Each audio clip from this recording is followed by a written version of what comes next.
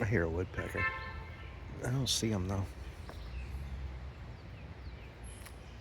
He's over here somewhere.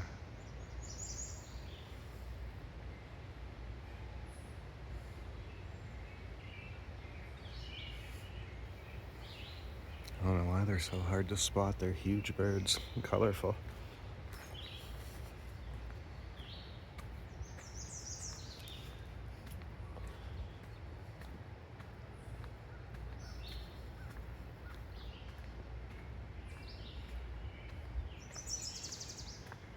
So,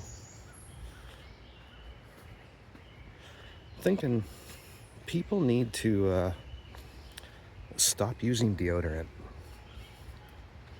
I'm telling you. There's a lot of reasons why. First of all, I don't know if you're aware of this, but around 33% of the population is sensitive or gets irritated by artificial scents, meaning they make us sick. Me being one of those people. So I may be biased here, but I don't think so. I think there's I've used a lot of rationing and reason here to come to this. So one good reason not to wear it right away is that it literally 1/3 of everybody you come across is going to be put off by it. It literally, whether it's not it's not a conscious decision they can make. It's not just like a preference, like a color that they don't like or something, or a style they don't care for. It literally makes them sick. Okay, so they have no choice. Like it's about 1/3 of the people you come across you're going to make sick wearing any kind of artificial fragrance. Deodorant just being one of many of them. But it's a major one. It's one that pretty much everybody does. Okay, so you got to think about it.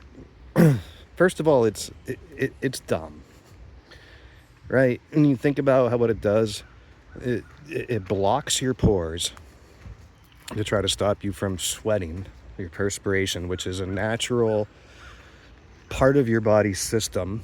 When you're under your arms, being one of the most important parts of that system for regulating your body's temperature. You sweat literally in order to cool your body. You sweat, the sweat evaporates. Evaporation has a cooling effect, just like an air conditioner works or anything, right? And it cools you down. So if you block all the pores in the part where your body sweats the most, and has one of the largest roles in that regulation of your body temperature, you're gonna fuck with your own physiology, with like your body's temperature regulation. All right, so it's just something you shouldn't do. Plus, who even knows what other effects there might be of clogging your pores with some kind of waxy, oily substance, right? And like blocking them. I mean, who knows? There could be it doesn't take it's not a big stretch to think that that's probably not good for you in any way. Right? Next, it doesn't work. All right? Halfway through the day, you just smell like a combination of BO mixed with whatever chemical fragrance you chose to put under your arms. You literally smell like this disgusting mix of like some kind of disgusting chemical fragrance that people like me can literally taste in the air. I mean, because when you inhale something, you do consume it. If you realize it, like that's how I'm getting high right now. I'm inhaling the smoke from this marijuana and it's going straight into my bloodstream. Even faster than eating it, a lot faster than eating it. It's like instant. Eating it might take a half hour, an hour for it to get the effect. This hits me right away. So you're inhaling this disgusting chemical. You don't know what it is. You can't pronounce all the things in it, and they don't even tell you what's in it because it's just labeled as a fragrance. So you don't even know what concoction of chemicals that you have there. There's no regulations on them.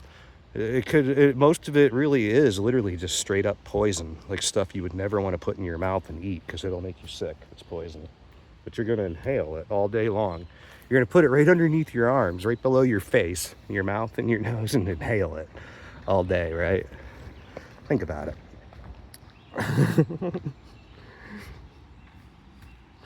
All right, so we got that you're blocking your pores, you're fucking with your body's temperature. You still smell like BO mixed with the now an offending chemical. I mean, it's not that BO is pleasant, and not saying that it doesn't offend anyone, but that's more along the lines of what I was talking about earlier when I said the people that get sick from artificial fragrances, they don't have a conscious choice in the matter. Like they can't, it's not like a just how they feel. So when you say BO is offensive, that's just how you feel. It doesn't actually make anyone sick that I know of. I don't know of anyone that has a sensitivity to BO, that like they have like an irritation to it, or that like there's, I don't know of it, you know what I mean? In the same context, you can relate people that have fragrance sensitivities. I don't know of any. BO is a natural, it's a natural process. It's like intended by nature to happen. Like it just, it's, I don't think it's unhealthy, right? I don't think it's a chemical. It's something that's going to make you sick. You know, so it's just a conscious decision. The only thing is just you don't like it. You think it's gross. You've been conditioned to think that that's gross, even though there's nothing actually gross about it, like things that actually make you ill from you know, consuming them, smelling them, being around them. So that's another point, right? It is just a mental thing that you're fighting against. It's no real truth in anything. But you still smell like it. You smell like BO mixed with the fucking fragrance. And you're fucking up your sweat glands. And your clothing is getting ruined. The same as under your arms. That shit does not, it's like not water soluble. It doesn't clean off. You can't get it off your clothes. You'll notice that after a while, all of your clothes, the underarms of them, even when they're fresh out of the washer and dryer, they're like crusty and hard, or like don't feel the same. The fabric's like different. It's because it's like full of that like waxy shit that's now like hardened from the dryer. It's like you can't clean it. You can't get it out from under your arms either. You can take a shower. You can, when you stop wearing deodorant, you'll be showering for weeks. Like if you do what I'm going to suggest, in weeks later, there'll still be remnants of that shit under your arms. It's like I said, it's like not water soluble. It's very hard to clean. You almost got to rinse. You almost have to clean your arms with like rubbing alcohol or gasoline or something. You know, you need something that can like break it down.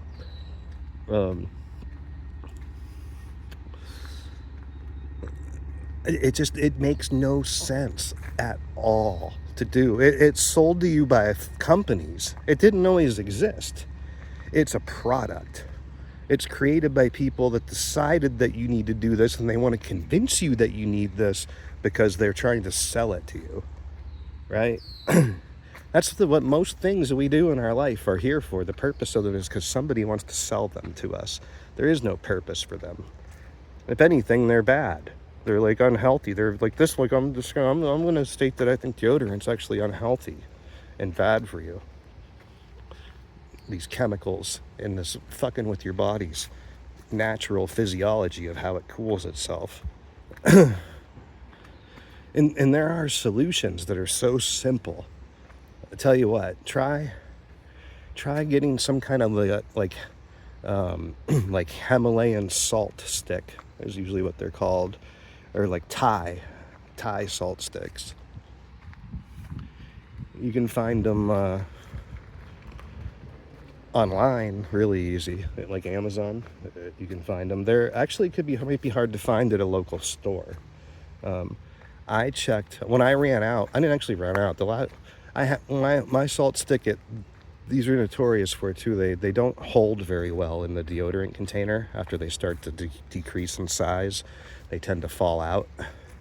Mine fell out once when I was rubbing under the salt stick fell out. When it hit the ground, it shattered like glass, you know. So I needed a new one. And I went to my local grocery store where I shop.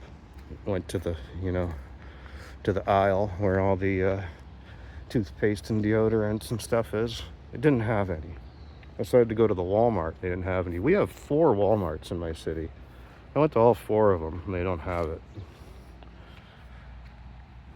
So it might not be at your local store. And I live in a decent sized city too. So I imagine it's not very commonly at the stores. And maybe if you live in a big city, like a New York City kind of city, or St. Louis, or Chicago or something. I'm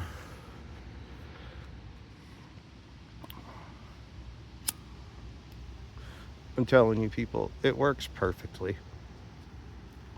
All right, it's salt. It's natural. There's no other chemical in it. There's nothing else in it. It's just natural piece of rock salt that's been smoothed and shaped so that you can rub it under your arm comfortably. All you have to do is put it on when you're clean, and it needs to be wet because the salt will mix easily with the water and spread around under your arms. So you get out of the shower, you just rub it on, and you want to rub it on there good. I usually count to 40. I do 40 swipes of it, like up, down under my arm. The more the better. If you try to only do it like 3 or 4 swipes like you would think like normal deodorant or something, it really won't work that well. It's just not enough salt, and if you don't get enough of it on you. First of all, it does seem to have a little bit of a antiperspirant effect, but it's not much. It's not really what it is, but I don't know why or how. Maybe I think when I was reading about it online, there is something about salt helping water evaporate easier or quicker, or like drying quicker. Kind of like the same concept of like salt on the roads and stuff for ice. And there's something to it, right?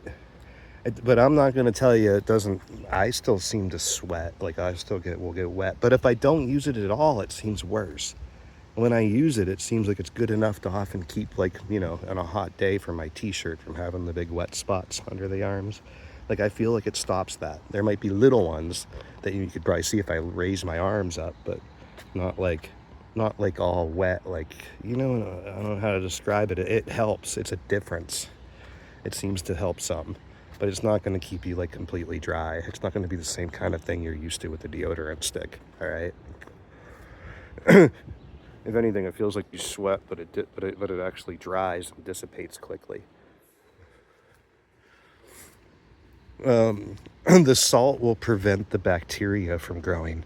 So when you sweat, those are natural fluids out of your body. They're organic fluids. Just like if you left a piece of meat out in the air for a few hours or something, it starts to immediately decompose. Like bacteria start to break it down and eat it. The smell you smell is that decomposition process.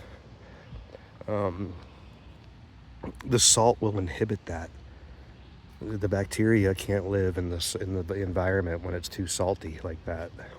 They just can't. You won't smell anything. It's 1,000,000 times better than deodorant. 1,000,000 times. You no longer smell like body odor mixed with an offensive chemical, which may not be offensive to you, but that's not the point. I mean, even if it's not offensive to you, you got to get this through your head. It makes over 30% of other people you're around sick, right? Just because it's not making you sick. That would be nice, right? But I wouldn't doubt it if it is. Maybe just because your immune system is not sensitive enough to react to it. What if that's all it is? Because it's not considered an allergy. Like, it's not. If you look into this, it's when people that 33%, it's considered artificial scents are classified as an irritant. They're not allergens. It's not allergies. It's an irritant. I'm thinking it's irritating you too, but your immune system's just not reacting. It's just such a slight irritation that your immune system lets it slide. And other people's are like, hey, get the fuck out of my body. Like, what is this chemical coming through my blood? Like, we got to get this out. Yours should be. Yours is like, yeah, there's this bad chemical in my blood, but we'll let it slide. Either way, it's not good to be in your body. It doesn't matter. Just because your body's not deciding to try to get rid of it and other people's are, it's still the bad for you. There's a reason why it's irritating. And that's what causes cancer. If you really look in and dig into like what the root cause of cancer is, like what causes cancer, it's irritation. It could be for many different reasons. It could be from smoking, from the heat of the smoke hitting the back of your throat and your larynx and stuff all the time. That's why some people, they say it's different depending on how you smoke. Like if you directly inhale hot smoke compared to someone that maybe takes a puff and lets it cool in their mouth, then takes a breath of cool air in with the smoke, it does. It makes a big difference. The heat constantly irritates the tissue in the back of your throat, right? It'll eventually scar it. Constant irritation over time, scarring the tissue. It's constantly rehealing over and over and over until one time it fucks up, right? It reheals this time, but it's like a glitch in it. It didn't do it just right. And it's like a tumor now, right? it's like a a deformation, like a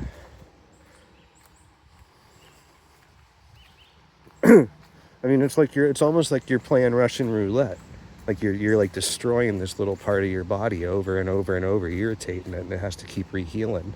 And you expect it to do it perfect every time from this blueprint that has like the cells to reproduce exactly what that part was and how it functioned. And think about how different parts of your body are.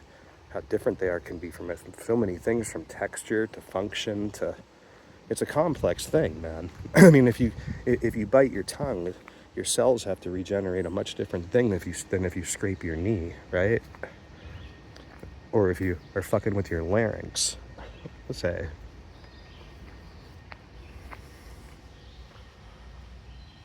And that's basically cancers caused from constant irritation, man. Even stuff like, like prostate cancers and whatchamacallit, what's the other one that a lot of people get? I forget, a lot of them in the gut, man. Just from like, if you constantly have like acid reflux and shit, like bad gut problems like that, like you're always getting like heartburns and stuff, you can get cancer. You're much more likely. Like you're really that pain, you're irritating your linings or your esophagus or your gut or whatever with acid from your stomach. It's burning it. That's why it hurts. And then it heals. And it's sore for a while and it has to heal. It has to heal in a nasty environment with other acids still hitting it all the time and shit. What do you think the odds of it fucking up, and not healing right? I mean, we're getting way off track here from where I'm going with the deodorant, but you can see what I'm talking about. It's an irritant. And irritants cause cancer. I wouldn't doubt it if it is some contributing factor. And it's more than deodorant. It's the artificial scents. There are a lot of them in everything. You're showering with them. Your hair smells like them. Your deodorants, you might be wearing perfume or cologne. Your clothes are giving it off, tons of it. You're washing them in them. You're maybe even putting fabric softeners in them, or that oily, scented stuff. They're everywhere, man. They're in the city. There's hundreds of thousands of washers and dryers running and shit, and people walking around with deodorant on it. 1 million people, and hairsprays and colognes, and the whole air in the city is like just full of chemicals, man. And they're meant to be. The artificial fragrance ones are extra bad because they make them as fine as particles as they possibly can. That's what gives them lasting or staying power, or how long you'll smell it, how long it'll last after you put it on. It needs to be like these micro, like nanoparticles, which get lodged into everything, especially tissue, like when you breathe it in your throat and in your lungs and stuff. They're so small. They get into stuff that even other liquids can't even permeate into to clean them out. Like some of it can be permanent, like you'll never get it out of things. Even household things like furniture and stuff, like things that you think are hard. Like even if you got like some kind of rock or slate floor or countertop or something, it looks very smooth and hard. It's actually porous under a microscope. And those nanoparticles they put in those artificial scents are smaller than those porous surfaces. Even they can get down in them, or even water in the wash rag won't get into them when you clean it. Like you literally never get rid of them.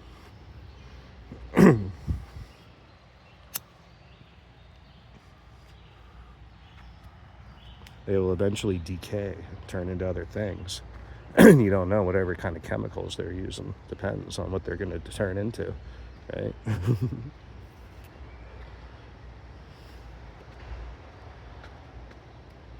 I'm telling you, people, use salt, man. Look for Thai. That seems to be the one that I've bought in some that are like water, liquid.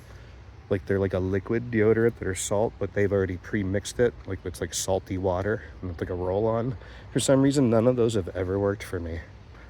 But they just don't work at all, man. I don't know why. I still smell really bad like BO trying them. Those are the only ones I've ever found at any local stores. Look for a Thai salt stick.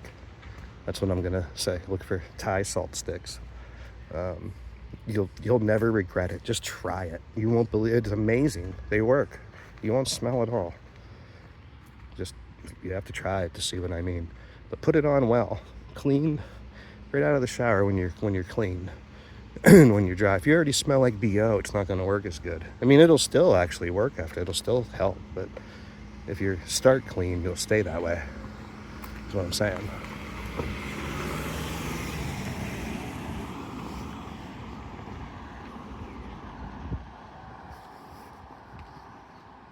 You'll make a lot of people around you really happy. You won't smell like a mix of BO or offensive chemicals to anyone. Your clothes will be cleaner. Your underarms will be cleaner. You'll be healthier, I believe. Your pores will be open. You won't have that crap permanently stuck under your arms. You'll know what I mean. Look for it if you never thought of it. You'll see. All right, peace out.